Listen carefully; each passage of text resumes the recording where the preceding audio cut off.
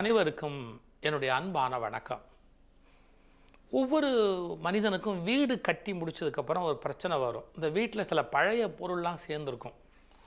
அதை என்ன பண்ணுறது அப்படின்னு ஒரு பெரிய குழப்பம் இருக்கும். ஒரு சிமெண்ட் மூட்டை இறுகி போயிருக்கும். அது தூக்கி வெளியே போடலாம், இல்லை எங்கேயாவது டிஸ்போஸ் பண்ண வேண்டிய இடத்துக்கு போடலாம். நம்மளால் போட மாட்டான். அந்த இறுகி போன சிமெண்ட் மூட்டையை அப்படியே வச்சுருந்து படி மாதிரி போட்டு அதில் இறங்கி ஏறி இருக்கட்டும் சார் அப்படிம்பாங்க. அது மாதிரி சில வீட்டில் பழைய பாய் கொஞ்ச நாள் கழித்து பாய் பழசாகிடும், தூக்கி வெளியே போட்டு கொளுத்தலாம். அதுக்கே போகின்னு ஒன்று பண்ணால், ஆனால் இப்போ கொளுத்தக்கூடாது. ஏன்னா ரோட்டில் வந்து புகையை உண்டு பண்ணுறது தவறு. புவி வெப்பமடைதலுக்கு அது ஒரு காரணம். தயவுசெய்து அதெல்லாம் செஞ்சிடாதீங்க. அதை எப்படி டிஸ்போஸ் பண்ணலாம்? மண்ணில் மக்கக்கூடிய பொருளாக இருந்தால் மக்குகிற அந்த குப்பையில் போட்டு அனுப்பலாம். மக்காத பிளாஸ்டிக்காக இருந்தால் மக்காத பொருள் அப்படிங்கிற ரீசைக்கிளிங்கு போட்டு அனுப்பலாம். ஒரு பொருளை நம்மால் செய்ய மாட்டேன். பழைய பாய் ஏதாவது ஒன்று இருந்தால் கூட அதை ஒரு ஓரமாக வச்சுருப்பான். என்ன பிரயோஜனம்? இது என்ன பண்ண போகிறோம்? இருக்கட்டும் சார், அது என்றைக்காவது பயன்படும். என்றைக்கு பயன்படும்? இவன் செத்ததுக்கப்புறம் பணத்தை தூக்கி வெளியே போடும்போது அந்த பழைய பாயில் போடலாம். இதை தவிர வேறு என்ன பிரயோஜனம் இருக்க போகுது? நீங்கள் இந்த பெயிண்டெல்லாம் பிடிச்சி வீடு கட்டினவன் டப்பா ஒன்று பெயிண்டெல்லாம் பிடிச்சி போய் உட்காந்துருக்கோம். இந்த டப்பாவை தூக்கி போடலாம்ல, போட மாட்டான். பாத்ரூமில் வச்சுருப்பான். அதை கொண்டு போய் தண்ணி எடுத்துக்கிறதுக்கு பாத்ரூமில் கொண்டு போய் உள்ளே வச்சுருப்பேன். இந்த பழசு வேண்டாததுன்னு வந்த உடனே டிஸ்கார்ட் பண்ணுறது, அதாவது ஸ்க்ரூட்டனைஸ் பண்ணுறது, ஆய்வு செய்வது. நான் இங்கிலீஷில் பேசினா யாரும் கோச்சுக்குவான். நான் உடனே ஆய்வு செய்து பழம் பொருள்களை நீக்குவது, தவிர்ப்பது, தள்ளுவது, பழையன கழிதலும் புதியன புகுதலுங்கிற நியதியின்படி வாழ்க்கையை நடத்துவது கிடையாது. வேண்டாம்னு தூக்கி எறியலாம் அப்படின்னா தூக்கி எறிய முடியாது. சில விஷயத்தை தூக்கி எறிய முடியாது. மரபு, பண்பாடு, நம்முடைய வீட்டில் இருக்கிற பெரியவர்களோடு இருக்க வாழ்க்கை முறை, இதெல்லாம் தூக்கி எறிய முடியாது. பொருள்கள், மெட்டீரியலிஸ்டிக் ஆப்ஜெக்ட்ஸ், அதாவது பொருள்கள், அவைகளில் வேண்டாத தூக்கி எறியணுமா இல்லையா? பால் பாயிண்ட் பேனா சார் இனி எழுத முடியாதுங்கிறத பல பேர் டேபிளில் 15 வச்சுருப்பான். தூக்கி எறியவே மாட்டான். அது என்ன கையெழுத்து போட முடியாது, எழுத முடியாது, ஒரு 10 பைசாவுக்கு பிரயோஜனம் கிடையாது.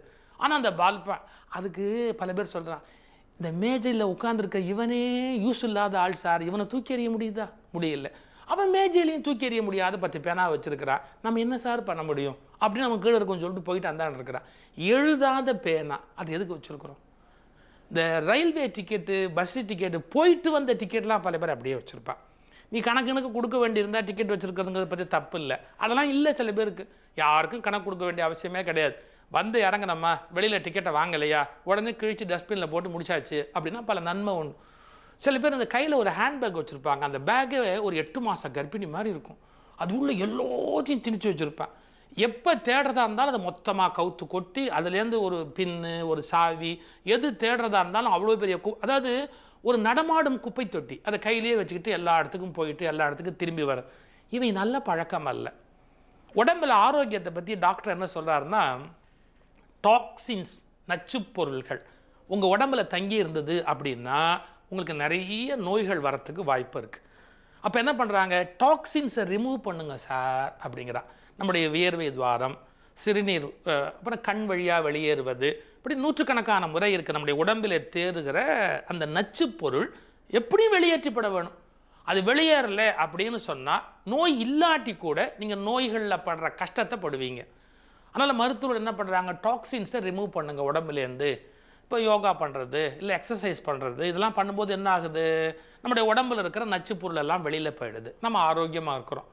சரி, உடம்புக்குள் இருக்கிற நச்சு பொருள்களையும் கழிவுப் பொருள்களையும் வெளியேற்றுவது எவ்வளவு அவசியமோ அப்படித்தானே வீட்டுக்குள் இருக்கிற கழிவுப் பொருள்களை வெளியேற்றுவது.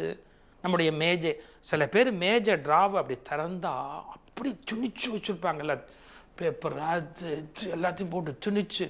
அதாவது 8000 ரூபாய்க்கு ஒரு மேஜை வாங்கியிருப்பான். 8000 ரூபாய்க்கு ஒரு குப்பை தொட்டி வச்சுருக்கிற அதிசயம் இவனை தவிர வேறு எவனையும் நீங்கள் பார்க்கவே முடியாது. 8000 ரூபாய்க்கு ஒரு குப்பை தொட்டி முடியுமா? வேறு யாராவது வாங்கி வைக்க முடியுமா? இன்னும் சில பேர் 25,000 ரூபாய்க்கு ஒரு குப்பை தொட்டி. எது? பெரிய இரும்பு பீரோ. அந்த இரும்பு பீரோவை திறந்தீங்கன்னா அவங்க வீட்டில் பார்த்தீங்கன்னா எல்லாத்தையும் அந்த உள்ளே போட்டு அப்படியே அடைச்சி வச்சுருப்பான். சரியான வாழ்க்கை முறையா? இன்னும் சில பேர் 80 லட்சம் ரூபாய்க்கு ஒரு குப்பை தொட்டி. எது? என்டையர் வீடு.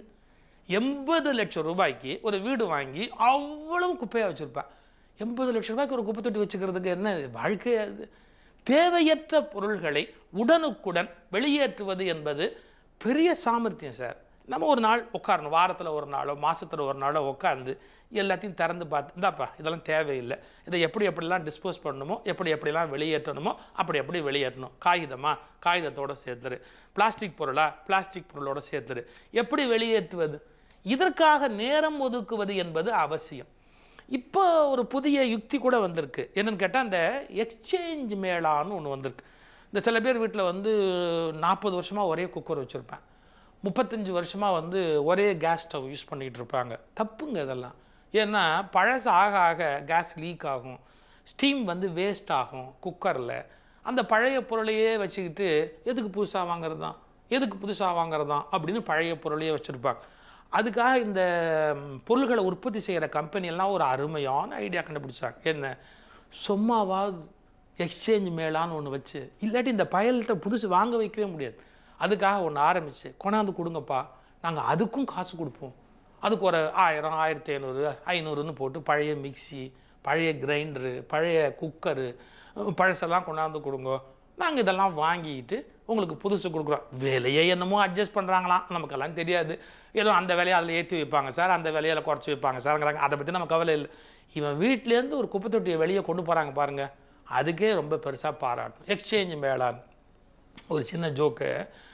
இது எக்ஸ்சேஞ்ச் மேளால் போட்டுருந்தான், எதை கொடுத்தாலும் வாங்கிக்குவோம், நாங்கள் உங்களுக்கு வேண்டியதை கொடுப்போன்னு. உடனே ஒரு பெரியவர் போய் கேட்டார், எங்கள் எக்ஸ்சேஞ்ச் மேளால் நீங்கள் எல்லாத்தையுமே வாங்கிக்குவீங்களா? எனக்கு ஒரு உருப்படாத பையன் இருக்கான், அவனை என்ன பண்ணுறதுன்னே தெரில, அவனை கொடுத்துட்டு யாராவது ஒரு நல்ல பையனை கொடுப்பீங்களா அப்படின்னு கேட்டிருக்கிறான் எக்ஸ்சேஞ்ச் மேளால்.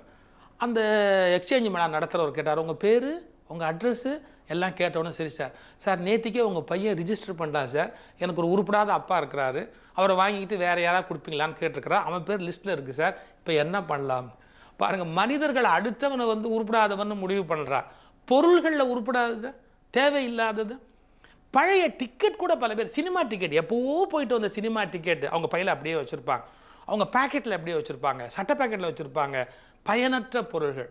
விழிப்புடையவர்கள் பயனற்றவற்றை ஒருபோதும் சுமப்பதில்லை. புத்தரை பற்றி ஒரு அருமையான வார்த்தை நான் படித்தேன். புத்தரை பார்த்து ஒருத்தன் கேட்குறான், நீங்கள் ஞானம் அடைந்தீர்கள் என்று சொல்லுகிறீர்களே, அப்படி என்ன அடைந்து விட்டீர்கள்?